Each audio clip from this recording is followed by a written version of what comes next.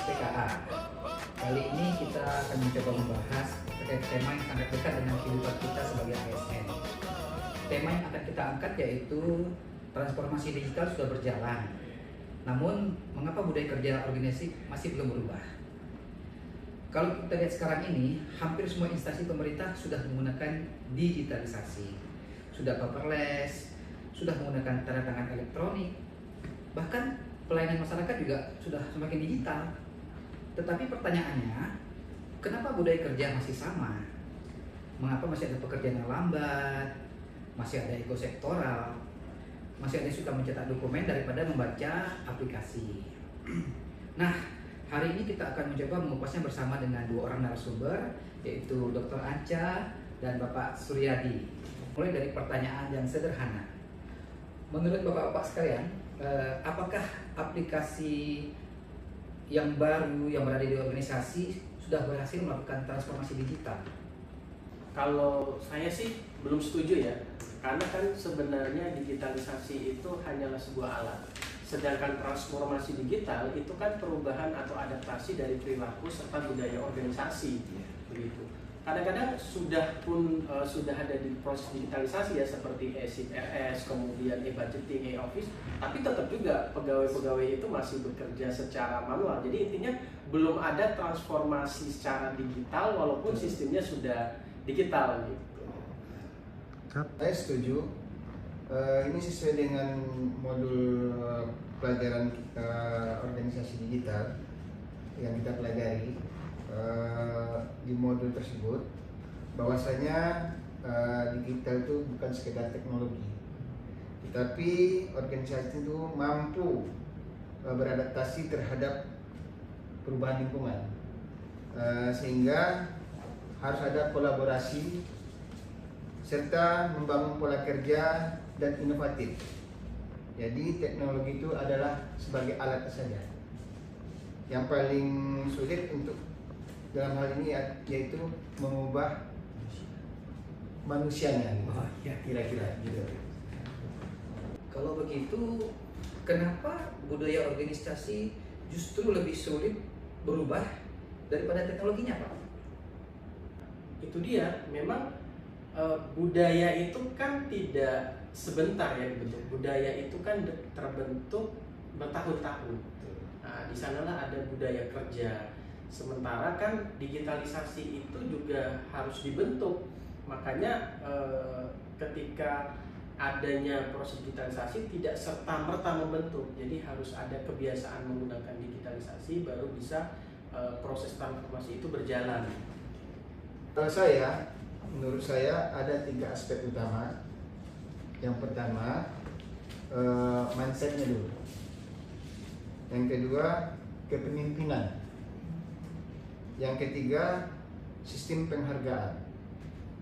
Kalau kita lihat, kalau pemimpinnya yang dulu menerapkan bagaimana mencontohkan penggunaan aplikasi tersebut, maka secara tidak langsung bawahannya akan ikut. Jadi budaya itu sebetulnya yang kita lihat meniru, bukanlah mendengar. Ini sepertinya menarik sekali nih Bapak sekalian. Berarti perubahan budaya itu harus dimulai dari pemimpinnya ya? Lalu kalau yang kita bahas ini kita kaitkan dengan materi kita di agenda 3, khususnya terkait dengan akuntabilitas kinerja, itu bagaimana Bapak? Jadi memang kalau dihubungkan ya dengan akuntabilitas, jadi kalau laporan itu kan sebenarnya harus bisa dipertanggungjawabkan. Jadi sementara yang bertanggung jawab itu kan bukan alatnya, orangnya. Jadi kalau seandainya laporan itu juga orang yang menggunakan digitalisasi itu bukan orang yang bertanggung jawab, maka laporannya juga tidak benar, gitu kan. Sehingga memang butuh orang juga yang punya integritas benar, punya integritas, ditambah lagi proses sistem digital, maka laporannya itu akan semakin baik, semakin terukur, kemudian semakin bisa dipertanggungjawabkan. Nah, jadi mendukung gitu kan, adanya aplikasi ini mendukung dari kinerjanya tadi, jadi bisa lebih dipertanggungjawabkan akuntabilitasnya. Siap. Sepertinya semakin menarik diskusi kita nih. Mungkin kalau kita hubungkan dengan kelembagaan, transformasi digital ini justru membutuhkan kolaborasi. Kalau di setiap unit masih sistem sendiri-sendiri tanpa terintegrasi, akhirnya akan timbul ekosentral. Mungkin di sini perlulah kita mensinergikan antara unit-unit terkait sehingga dapat kita memberikan satu kesatuan yang dapat saling berhubung antara unitnya. Jadi memang perlu adanya inovasi. Jadi inovasi digital. Jadi dengan adanya inovasi itu tadi perubahan-perubahan yang Bapak sampaikan tadi itu akan terakomodir dari update-update inovasi yang ada di aplikasi maupun di proses transformasi digital gitu. Jadi bukan cuman orangnya saja yang berubah ya, kebiasaannya berubah dan lain-lain karena itu, tapi juga inovasinya juga harus mendukung perubahan itu gitu. Jadi alat itu mendukung perubahan dari perilaku atau kebiasaan si ASN tersebut. Tanggapan dokter itu seperti apa nih ketika ini kita kaitkan dengan manajemen kinerja? Kalau kita lihat, sering sekali organisasi itu hanya mengukur aktivitasnya. Misalnya sudah upload berapa dokumen hari ini, hingga padahal yang lebih penting itu hasilnya, outputnya atau outcome-nya. Apakah pelayan menjadi lebih cepat? Apakah masyarakat sudah dapat manfaat lebih puas? Atau itu lebih esensi manajemen kinerja? Oh, jadi sekarang hanya upload saja ya dok, Iya. selesai gitu ya, tanpa melihat kira-kiranya itu ya. Oh, asik. Menarik. Iya benar juga tadi yang dokter sampaikan, kalau hanya upload saja ya itu, sehingga memang harusnya dengan adanya inovasi itu kan standar pelayanan kita ini harusnya lebih baik gitu ya. Lebih baik lagi, mekanisme yang berbelit-belit itu menjadi lebih sederhana, sehingga pelayanan kita akan semakin lebih baik dengan adanya proses digital tadi gitu, digitalisasi di semua lini lah. Ya seharusnya memang seperti itu. Jadi kita bisa mengukur perubahan digital itu kalau dia tidak bisa mengubah yang berbelit menjadi lebih mudah, lebih simpel, ya kita bisa menganggapnya sebagai proses transformasi digital yang gagal gitu kan. Lalu dok, kalau kita kaitkan dengan materi kita terkait dengan manajemen keuangan negara itu seperti apa dok? Oh begitu ya. Kalau kita kaitkan dengan setiap anggaran yang kita keluar itu seharusnya ada manfaatnya terhadap masyarakat dan juga terhadap organisasi. Karena kita beli aplikasi itu terkadang mahal, antara manfaat dan penggunaannya itu tidak sesuai. Mungkin disinilah kita harus menganggaran ke depannya bagaimana value-nya. Digitalisasi itu memang meningkatkan efektivitas dan efisiensi penggunaan anggaran negara. Nah, ini terkait dengan materi kita yang terakhir nih, Pak Suryadi, terkait dengan manajemen risiko. Itu seperti apa kira-kira pandangan Pak Suryadi terkait dengan materi yang kita bahas ini? Yang terakhir ini manajemen resiko memang. Jadi setiap ada perubahan itu pasti ada resiko yang pasti akan terjadi. Kalau perubahan digital di lingkungan pemerintah, pasti resikonya adalah penolakan dari pegawai, kemudian kekurangan budgeting, anggaran, karena harus membeli biaya yang mahal tadi kan, sehingga nanti terkuras anggaran.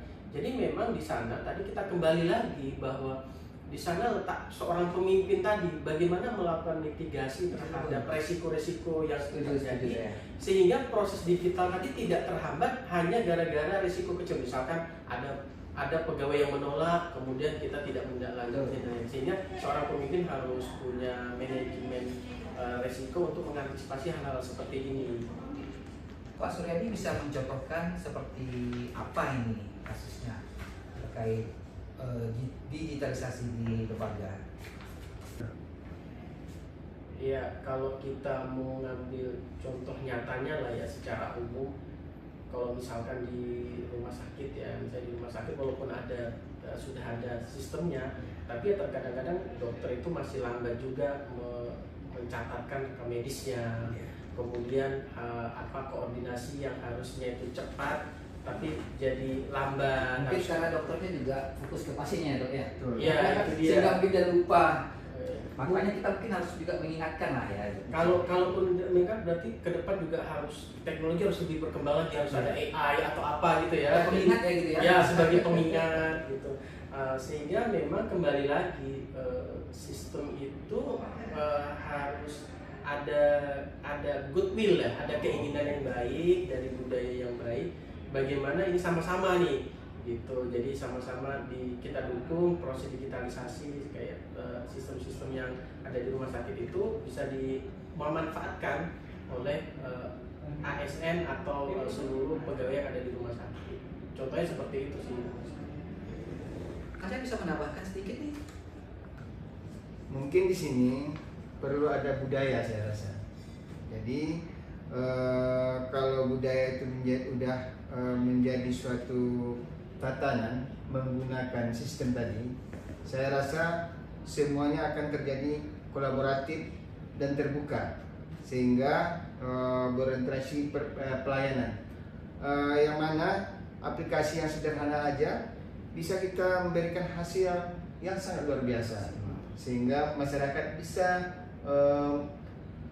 menerima manfaatnya dan pelayan bisa cepat kita realisasi Berjalan maksimal. berjalan dengan maksimal begitu. Baik, setelah lama nih kita berdiskusi, ternyata saya juga bisa mengambil saya mencoba untuk mengambil kesimpulan bahwa transformasi digital itu bukan tentang membeli teknologi, tetapi bagaimana teknologi mampu mengubah cara pikir, cara bekerja dan budaya berorganisasi seperti itu. Jadi saya menambahkan juga bahwa kita tidak cuma memastikan digitalisasi ini berjalan, tetapi kita juga memastikan proses kolaborasi, proses kerjasama itu juga berjalan. Jadi karena kita ini sebagai akselerator ini kan seorang pimpinan ya, di pimpinan di area yang terkecil. Jadi kita harus itulah memastikan kolaborasi tetap berjalan sehingga proses digitalisasi ini berjalan juga dengan baik. Karena pada akhirnya bahwasanya yang menentukan keberhasilan dari transformasi digital itu bukan sekedar kecanggihan alatnya, tetapi perlu ada kolaboratif, adaptif, dan juga berorientasi dengan pelayanan sehingga dalam pelaksanaan teknologi ini dapat dirasakan oleh masyarakat manfaatnya yang seluas-luasnya dan pelayanan yang